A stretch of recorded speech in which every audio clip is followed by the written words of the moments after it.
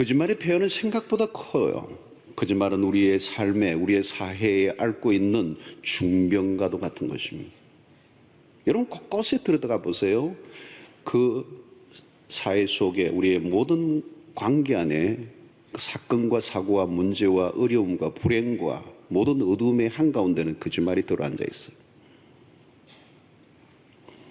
오늘 우리는 어디에서나 거짓이 만연한, 특별히 우리 한국 사회의 이 민낯, 거짓이 너무 성행되는 시대의 사회 속에 우리가 살고 있습니다. 초기의 선교사들이 한국 사회에 들어와서 놀란 것이 너무도 거짓말이 자연스럽다.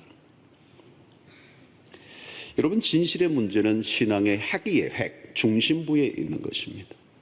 어쩌면 10가지의 계명 가운데 거짓말하지 말라라고 하는 이 계명을 넣은 이유는 하나님과 우리의 관계, 그리고 이웃과의 관계에서 핵심적인 요소가 되기 때문에 주신 말씀이라고 믿습니다. 자, 바울은 옛사람과 새사람을 구분하죠. 에베소 4장 23절 24절을 보면 오직 너희의 심령이 새롭게 되어 하나님을 따라 의와 진리의 거룩함으로 지으심을 받은 새 사람을 입어라. 그러면서 강조한 말씀 25절에 이어서 그런즉 새 사람을 입었기 때문에 그런즉 이제는 거짓을 버리고, 옛 사람의 우리의 특징이 뭐예요? 거짓이. 이제는 새 사람을 입었기 때문에 거짓을 버리고 각각 그 이웃과 더불어 참된 것을 말하라. 여러분, 오늘 새 사람이 된 우리의 특징이 뭐냐? 그것은 진실이어야 된다. 거짓을 버리고, 이 거짓은 우리의 관계를 다 깨뜨려 버립니다. 거짓은 사단의 왕국의 통용어예요. 하나님의 백성들이 거짓을 행하게 되면 그것은 마귀의 종노릇하는 것과 같은 것입니다. 거짓말은 관계에 치명적입니다. 우리의 삶을 혼란하게 하고 우리의 세상을 어지럽게 만들려고 하면 거짓말을 하면 됩니다. 자, 오늘 우리는 왜 거짓을 행하는지, 그 거짓을 행하는 요인을 몇 가지 살펴볼 수 있는데, 첫 번째, 두려움 때문이에요. 두려움이 있으면 거짓말을 하게 됩니다. 창세기 12장에 보면 재미있는 사건이 하나 일어나죠. 아브라함이 기근 때문에 애굽으로 내려갑니다. 애굽으로 내려갔다가 바로 왕에게 마누라를 빼앗길 뻔합니다. 우리가 잘 알고 있는 것처럼 그 당시에 사라의 나이가 65세입니다. 오늘 현대사의 65세가 아니라 그 고대사의 65세예요. 거기인데 너무 아름다웠다는 거예요. 그래서 바로 왕이 빼앗으려고 그런 거죠. 그때 이 아브라함이 머리를 써서 자기의 아내라고 얘기하지 않고 누이라고 말하는 바람에 그 아내를 빼앗기는 거죠. 아브라함은 자기를 죽이고 아내를 빼앗아갈지 모른다는 두려움 때문에 거짓말을 하게 됩니다. 자신이 살려고 두려움을 느끼면서 거짓말을 하게 됩니다. 여러분, 두려움이 거짓말을 하게 됩니다. 우리가 직장에서나 인간관계 속에서 어떤 위기를 모면하려고 하다 보니까 자꾸 거짓말을 하게 됩니다. 우리는 수많은 상황 속에 진실보다 거짓을 택할 때가 많습니다. 왜 그렇습니까? 거짓이 진실보다 편리해 보이니까. 괜히 정직하게 이야기하다가 문제가 복잡해질 것이라고 생각합니다. 과연 그런가? 거짓으로 자신을 보호할 수 있을까? 사람들은 거짓이 안전하다고 착각을 합니다. 그러나 여러분, 진실이 가장 안전한 삶입니다. 거짓은 편리한 길이 아니에요. 간단히 해결할 문제인데 괜히 거짓말을 하다가 혹독한 대가를 지불할 때가 많습니다. 거짓으로 우리 자신을 지킬 수가 없습니다. 거짓은 임기응변일 뿐이고 잠시 눈을 가리는 것입니다.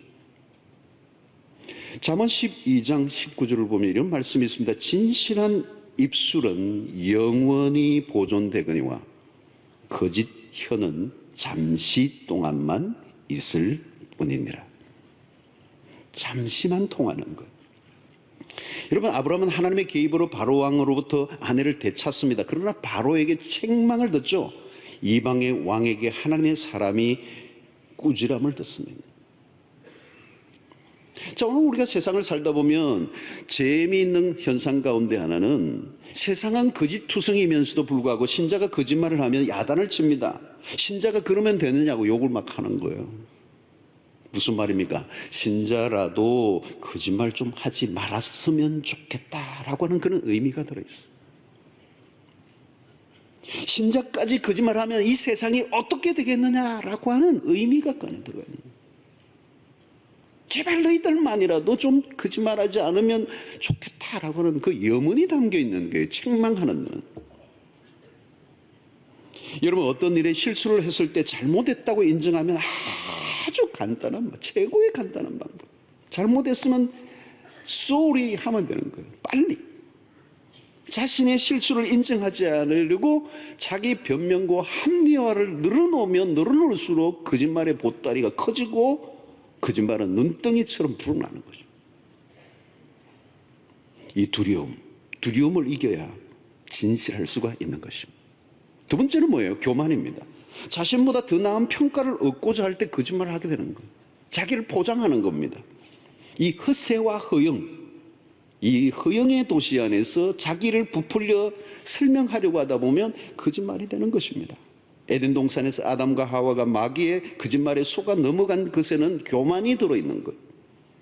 교만이 왜 나쁩니까? 하나님과 같이 되려고 했기 때문에. 자기 착각이죠. 자신의 모습을 있는 그대로 표현하지 않고 자꾸 부풀리는 문화. 자신의 실제보다 더 좋게 보이려고 하다가 거짓말쟁이가 되는 것입니다. 자기를 과대하게 포장하는 것. 거짓말입니다. 오늘날 미디어가 발달했습니다. 자기를 멋지게 드러내려고 야단입니다. 자기를 과시하고 선전하는 세상에서는 정직하지 않을 가능성이 많이 있습니다. 남들에게 멋지게 보이려고 노력하다 보면 거짓됨이 첨가되죠. 과시문화, 허영심의 세상에서는 거짓이 늘어날 수밖에 없는 것입니다. 자, 그런데 여러분, 자기를 높이기 위해서 부풀리다 보면 거짓말을 하게 되지만 자기만 높이는 것으로 끝나지 않고 또 다른 사람을 폄하하는 것이 또 이 거짓말입니다. 다른 사람을 헐뜯는 문화, 거기에는 거짓말이 들어가 있는 거예요. 자아도취와 자아숭배, 교만에 빠져 있는 사람은 자기를 자랑하기 위해서 거짓말을 하다가 나중에 그게 끝이 나면 다른 사람을 끌어내리기 위해서 비방하고 폄하하고 악평을 하고 중상모략을 하는데 그 모든 것이 거짓 증거가 되는 것입니다. 여러분, 다른 사람에 대해서 이야기하려고 하면 정확하게 이야기해야 합니다. 신앙생활에서도 우리가 조심해야 하는 것이 말입니다. 교회 공동체에서 말 때문에 시험에 드는 경우가 참 많습니다. 특히 교인 상호 간의 비방을 조심해야 합니다. 사람을 깎아내릴 때 보면 거짓말이 들어가요. 뭔가 부풀리는 거죠. 부풀리는 거. 이 비판을 하다 보면 부풀리는 거예요. 여러분, 어떤 사람에 대해서 얘기할 때 그 사람의 장점도 있고 단점도 있습니다. 그런데 장점은 얘기하지 않고 단점만 얘기해버리면 어때요? 정직한 평가가 아니잖아요. 단점을 얘기하려고 하면 장점도 얘기해 줘야죠. 이게 객관적인 거잖아요. 그런데 감정이 안 좋고 그러면 그 사람의 장점은 다 빼버리고 단점만 막 얘기해버리는 것입니다. 그러면 그것이 진실이라고 말하기가 어려운 거예요. 주님은 마태복음 7장에서 비판을 받지 아니하려거든 비판하지 말라. 너가 비판하는 그 비판을 도로 받을 것이다. 내가 비판을 받을 만한 자신이 있다면 비판해도 좋아요. 우리는 정당하고 공정한 평가를 할 자신이 없다면 말을 하지 않는 것이 좋습니다. 있는 그대로 평가한다는 거 쉬운 거 아닙니다. 아는 만큼만 얘기하는 거 쉬운 일이 아닙니다. 자, 여러분, 우리는 이런 진실한 삶을 살려고 할 때는 용기가 필요합니다. 진실함을 선택하면 어려움과 불이익을 당하기가 참 쉽습니다. 모두가 다 거짓말을 하고 있는데 내가 정직하면요, 가만히 안 두잖아요. 친구를 잃어버릴 수도 있고 왕따가 될 수도 있습니다. 그래서 우리는 진실과 거짓 사이에서 머뭇거릴 때가 있습니다. 순간적인 선택이 매우 중요해요. 어느 쪽에 선택하는가에 따라서 우리의 신앙과 삶에 결정적인 영향을 주는 것입니다. 그런데 이 용기는 저절로 나오지 않아요. 믿음 안에서 용기가 있습니다. 거짓이 승리하는 것이 아니라 진실이 이긴다는 확신을 가져야 두려워하지 않고 불이익이 온다 할지라도 진실을 말할 수 있는 것입니다. 여러분, 신자에게 진실은 생명과도 같습니다. 용기를 가지지 못하면 나도 모르게 거짓의 편에 서게 되는 것입니다. 그러므로 믿음이라고 하는 것은 우리의 삶을 하나님의 손에 다 맡기는 것입니다. 거짓말 한다는 건 뭘까요? 자신의 삶을 스스로 해결하려고 하는 행위. 아브라함은 자기의 머리로 살 궁리를 찾으려고 하다가 거짓말을 한 것입니다. 거짓말이란 불신앙에서 나온 것입니다. 내가 내 인생을 책임지려고 하니까 막 둘러대는 거예요. 머리를 쓰는 것입니다. 계산을 하는 겁니다. 그러다 보니까 거짓말을 한 것입니다. 쓸데없는 말을 많이 하게 되고 끝도 없이 거짓말을 만들어내다 보면 결국은 자기 꾀에 자기가 속는 것입니다. 성도 여러분, 거짓말은 하나님을 신뢰하지 않고 자신의 머리와 재주를 더 의존하는 행위입니다. 우리가 하나님을 온전히 신뢰한다면 진실을 두려워할 필요가 없습니다. 내가 진실을 행할 때 불이익과 손익, 어려움이 온다 할지라도 그것을 감수할 각오를 해야 합니다. 그러나 하나님은 반드시 진실한 자의 손을 들어주실 거라는 것을 믿고 그 짓을 버리고 진실을 행하는 것입니다. 여러분, 거짓말로 일순간의 위기를 피하려고 하지 않는 것, 이게 믿음의 행위입니다. 내가 살기 위해 거짓말을 하지만 결국은 나를 살리는 것이 아니라 죽이는 길이 되고, 진실을 선택하면 우선은 죽는 것 같지만 하나님이 진실한 자의 손을 들어주시는 줄로 믿습니다. 여러분, 우리가 거짓 위에 우리의 인생을 세울 수가 없습니다. 거짓은 다 무너지게 되어 있습니다. 거짓으로 세운 인생은 결국 모든 게 허구가 됩니다. 자세히 보십시오. 세상이 그냥 돌아가는 게 아니요, 정확한 원리에 의해서 돌아가고 있습니다. 세상은 하나님이 만들어 놓으시고 그냥 만들어 놓으신 게 아니라 하나님의 그 법칙과 원리를 따라 이 세상이 돌아간단 말이죠. 그 법칙이 뭘까요? 거짓은 망가지고 진실이 세워진다는 것. 여러분, 비행기가 그냥 떠 있는 게 아니라 수없는 그 원리와 법칙들이 작동되면서 떠 있는 거잖아요. 만약에 긴 비행기의 날개가 문제가 생기면, 그 기체에 어떤 결함이 생기면 추락하겠는 추락. 이 거짓이 그런 것입니다, 여러분. 처음에는 이게 뭐 인생이 되는 것 같은데 깨어진 날개를 달고 다는 거와 마찬가지예요. 거짓을 계속 해가면 결국은 떨어지게 되는 거예요. 자동차의 기름도 마찬가지죠. 여러분, 기름을 안 좋은 나쁜 기름을 자꾸 쓰면 처음에는 가지만 반드시 고장을 일으키고 스탑을 해버린다는 거죠. 여러분, 진실이 꼭 그와 같습니다. 계속 거짓을 하면 반드시 무너지고 깨어지고 망가지게 돼 있다는 거예요. 사업을 할 때도 마찬가지입니다. 조금씩 속이면 이익이 있는 것 같지만 그게 우선은 통하지만 나중에는 망한다는 거예요. 망한다는 거예요. 계속 속지 않습니다. 거짓이든 진실이든 반드시 드러난다는 거예요. 드러난다.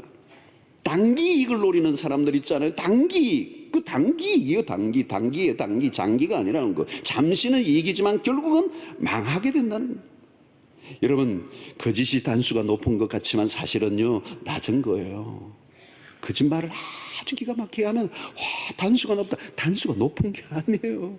단수가 낮은 겁니다. 단수가 높은 것은 진실입니다. 진실이 승리하게 돼 있어요. 여러분, 제품에 진실성이 없다면 기업이 마케팅으로 뭐 돈을 아무리 쏟아부어도 그 의미 없는 일입니다. 말을 아무리 유창하게 해도 진실함이 없다면 그 진실한 몇 마디에 당할 자가 없는 것입니다. 오늘 우리의 삶은 진실 위에 세워지는 것이고 진실에 하나님이 손을 들어 주시는 줄로 믿습니다. 하나님은 진실이신 분이기 때문에 진실한 자의 손을 들어주시오. 중요한 것은 하나님이십니다. 하나님은 영원히 진실하신 분이십니다. 하나님은 진실함을 중요하게 여기십니다. 하나님이 우리를 바라보시는 기준이 뭐냐? 진실함이에요.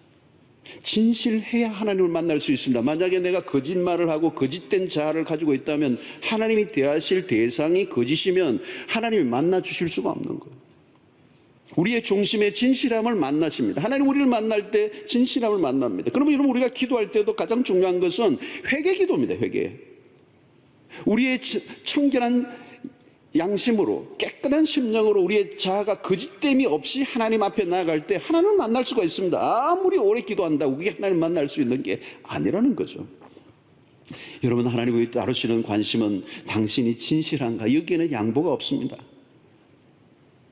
여러분, 무엇인가 우리의 삶에 엉켜있고 뭔가 이상해, 이게 뭐가 잘 안 돌아가고 삶이 뒷걸음질 친다면 여러분 한번 깊이 생각해 보세요. 이 진실이 키워드예요.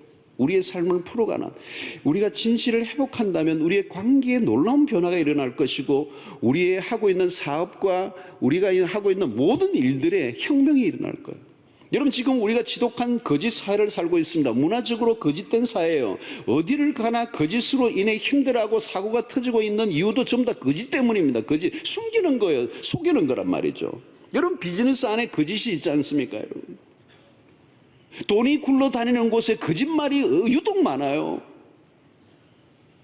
학문 안에도 거짓이 있습니다. 학문이라고 하는 신성한 것 안에도 거짓이 얼마나 많은지 논문 표절이 날마다 문제가 터지고 있잖아요. 그 코테이션을 어디에 찍느냐에 따라서 완전히 이게 달라지는데 그게 유혹을 얼마나 받는지 몰라요. 이 문학계도 표절 시비, 유명한 베스트셀러 작가인데 표절을 했다는 거예요. 표절을 했다는 거예요. 정치인들의 세계는 말할 것도 없고 거짓말이 얼마나 많아요. 선거철에는 더 심해요. 역사 안에도 거짓말이 들어있습니다.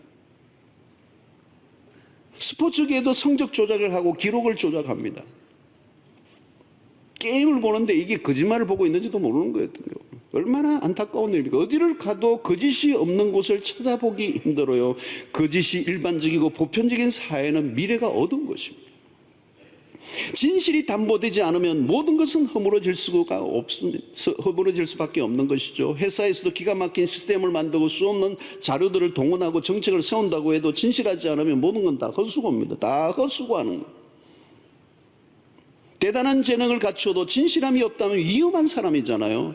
우리가 가진 모든 재능과 실력을 제대로 발휘하려고 하면 진실이 밑바닥에 뒷받침을 해줘야 모든 것은 온전하지, 모든 걸 아무리 화려와 대단한 걸 해도 진실이 밑받침되지만 아무것도 아닌 허구에 불과하다.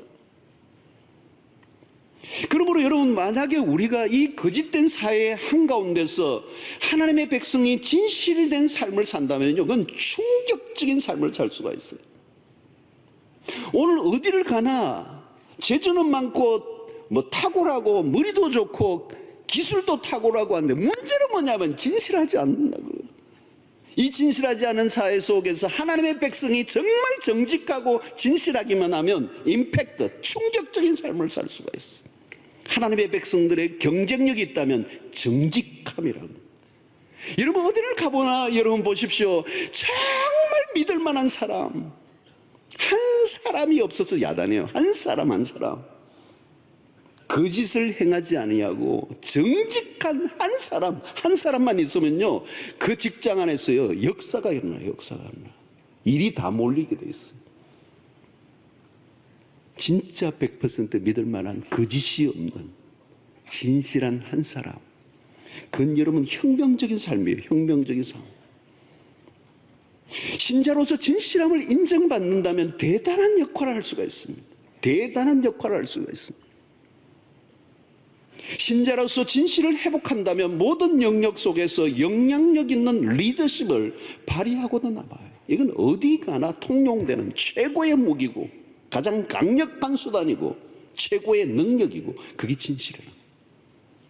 오늘 우리는 세상은 이게 불가능해요. 그러나 하나님의 백성들은 이것이 가능합니다. 오늘 우리가 진리의 하나님을 믿고 그 진리의 그 신앙 안에서 우리가 거짓됨을 버릴 때 하나님 우리의 인생을 풀어주시는 은혜가 있게 될 줄로 믿습니다. 근데 여러분, 이게 어려워요. 혀를 다스리기 어려워요. 우리의 혀를 통제하기 어려워요. 그래서 야고보 3장 8절에 야고보 선생은 이런 얘기합니다. 혀는 능히 길들일 사람이 없나니. 지금 야고보가 아주 탄식적으로 얘기하는 거야. 혀를 능히 길들일 사람이 없나니. 아마 이건 야고보 자신도 지금 포함시키고 있는 거예요. 혀가 길들여지지 않는다는 거죠. 쉬지 않는 악이요 죽이는 독이 가득한 것이다. 여러분, 우리가 거짓말을 하고 싶어서 하는 게 아닙니다. 우리 안에 있는 죄성이 거짓말을 쏟아내게 만듭니다. 우리 자신도 모르게 그냥 나와요. 존재론적으로 우리가 거짓말 투성이란 말이죠.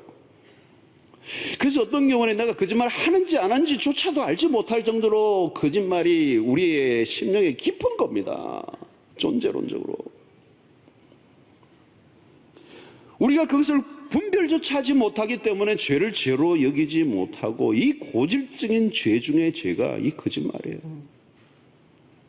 너무 오랫동안 습관화되어 온 죄가 거짓말이기 때문에 이 거짓된 이 혀를 내가 어떻게 할 길이 없는 것입니다. 바울이 여러분 로마서 7장에서 고뇌 섞인 고백을 하잖아요. 오라 나는 공고한 사람이로다. 이 사망의 몸에서 누가 나를 건져낼 것인가. 내가 원하는 바 악은 선한 행치 아니하고 원하지 않는 바 악을 행하는도다. 이건 이러면 말에 대해서도 동일한 겁니다. 이 말로 짓는 죄. 내가 원하는 말은 진실인데 내가 원하지 않는 이 거짓말이 나에게서 이 터져 나온다. 그래서 나는 정말 공고하다. 죽을 지경이다. 여러분, 우리 안에 있는 거짓말의 악습은 깊은 것이고요, 우리 마음대로 되지 않아요. 끊어버리고 싶어도 쉽지가 않아요. 그러므로 이것은 근원적인 변화가 필요해요. 속 사람의 변화가 필요해요.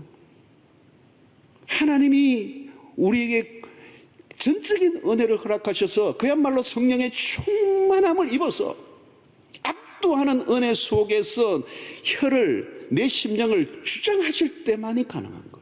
안 그러면요, 우리는 거짓말 투성이로 거짓말 속에 살아가요.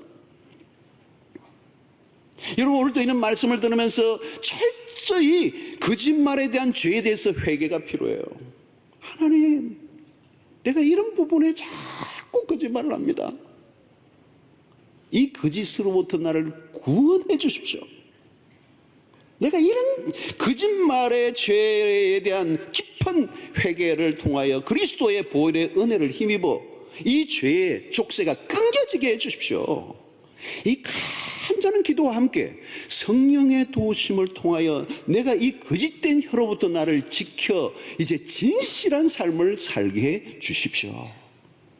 여러분, 이거를 다른 어떤 기도보다도 중요한 기도로 해야 될 것입니다. 성령은 진리의 영이시기 때문에 우리가 기도하면 성령이 도우실 것. 스펄전 목사님이 그런 얘기 했잖아요. 내가 성령 충만하지 않으면 난 입을 열지 않겠다. 왜? 성령 충만하지 않는 상태 속에 입을 여니까 죄를 짓더라는 거예요. 끊임없이 죄를 짓더라는 거예요. 성도 여러분, 우리가 확신해야 되는 것은 진실이 이기는 겁니다. 거짓은 승리할 수가 없습니다. 거짓은 무너집니다. 거짓은 망가집니다. 거짓은 우리의 삶을 무너뜨리는 것입니다. 여러분, 십계명을 다룰 때 놓치지 말아야 될 것은 이웃입니다. 이웃을 사랑하는가? 그렇다면 거짓을 버리라고 말씀하는 겁니다. 진실하게 말해야 이웃을 사랑하는 것입니다. 거짓은 사랑을 고사하고 이웃에게 피해를 입히는 것이기 때문에 우리는 총이나 칼로 사람을 죽이지 않습니다. 말로 사람을 죽여요. 그래서 9계명과 6계명은 살인하지 말라는 연결됩니다. 말로 다른 사람 명예를 도둑질합니다. 8계명과도 연결됩니다. 10계명과도 연결됩니다. 한 계명은 한 계명으로 끝나지 않고 모든 계명과 연결되어져서 죄가 뒤섞여 있는 것입니다. 그 속에 하나가 이 거짓말인 겁니다. 그러므로 여러분, 우리는 공동체의 유익을 위해서라면 진실해야 합니다. 우리가 말을 할 때 그 기준은 항상 말을 하기 전에 이걸 생각해야 돼요. 이 말이 공동체에 유익을 주는 것인가? 두 번째, 다른 사람을 세워주는 말인가? 세 번째, 화평을 이루게 하는 말인가? 네 번째, 정의를 세우는 말인가? 다섯 번째, 덕이 되는가? 이 말이 덕이 되는 것인가? 여러분, 덕이라는 말에 히브리어 이 어원을 더듬어 가면 힘이라는 그 뜻이 담겨 있습니다. 덕은 힘이에요. 진실한 삶을 계속적으로 살아갈 때 그게 덕이 남습니다. 그런데 그 덕은 힘이에요. 그 힘은 뭘까요? 영향력입니다. 우리가 진실한 삶을 살아가게 될 때 덕을 쌓는 것입니다. 그 덕은 힘이에요. 그 힘은 영향력이에요. 사람들이 그를 주목합니다. 존경합니다. 그를 따릅니다. 그의 말에 영향력이 생기기 시작합니다. 여러분, 이것이 오늘 우리가 살아갈 삶의 목표여야 합니다. 이 말이 정말 덕이 되는가? 오늘 우리가 하나님은 물론이고 세상에서 회복해야 될 핵심은 정직함입니다. 오늘 우리가 하나님의 백성으로서 신뢰도가 많이 떨어져 있습니다. 하나님의 백성들이 정직하지 않으면 설 곳이 없습니다. 우리가 거짓을 부리지 않으면 우리에게 어떤 소망도 없습니다. 우리가 회복해야 할 한 가지가 있다면 정직함. 거짓을 부리고 정직함을 회복할 때 하나님과 우리의 이웃과의 관계에 새로운 회복의 역사가 일어나게 될 줄로 믿습니다. 여러분, 우리가 한 말은 사라지지 않습니다. 우리의 말과 행위는 언젠가 하나님 앞에서 우리의 한 말로 심판을 받습니다. 우리는 진리신 그리스도를 믿고 진리의 영이신 성령을 따르는 사람입니다. 항상 진리의 편에 설 수 있는 여러분들이 되시기를 바라고, 정직한 영으로 새롭게 되기를 날마다 간구하시기를 바랍니다. 정직하면 하나님이 살려주십니다. 정직이 생명입니다. 정직할 때 우리의 삶은 빛이 되고 이 어둠의 세상을 밝히게 될 것입니다. 무엇보다도 우리가 이 정직을 회복할 때 우리의 삶을 부욕해 하시고 하나님의 놀라운 축복을 담는 그릇으로 우리를 사용해 주실 것입니다.